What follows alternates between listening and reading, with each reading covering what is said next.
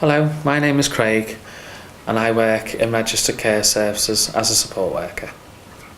Examples of financial abuse in registered care services could be, for example, missing monies, major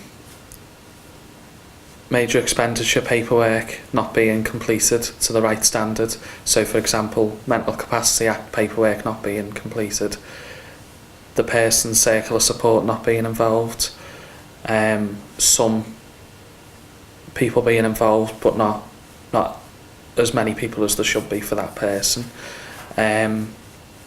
Also, when there's been no financial audits, when there should be the correct amount of financial audits for each of the people we support, and also checks not being done to the correct standard, daily money checks not being completed.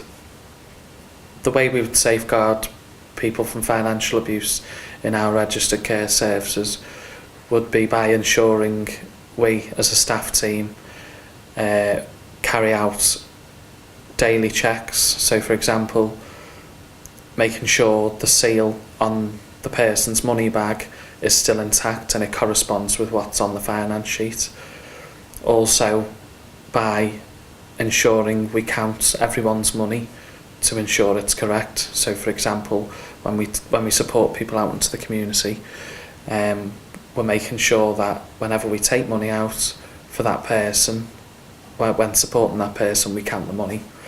And then we have 3 separate columns. So we have debit, credit and spent.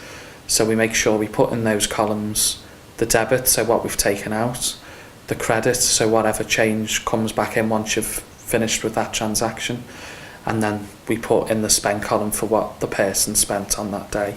So there's a paper trail then, and also we make sure we put the date and our signature and also what the transaction was. So everything's logged, recorded, everything's there on paper, and that evidences what the person's money is being used for, how they're being supported with their money, and that there's also evidence on there as well to say that the daily checks are being done. So, for example, myself and my colleague in the service we work in would count the person's money. We would ensure that all their receipts are in place and it corresponds with their finance sheet. We would ensure that there's 2 signatures, so myself and my colleague at the end of that sheet, and then we would then pass that over to our manager to check over, for them to do their own management check.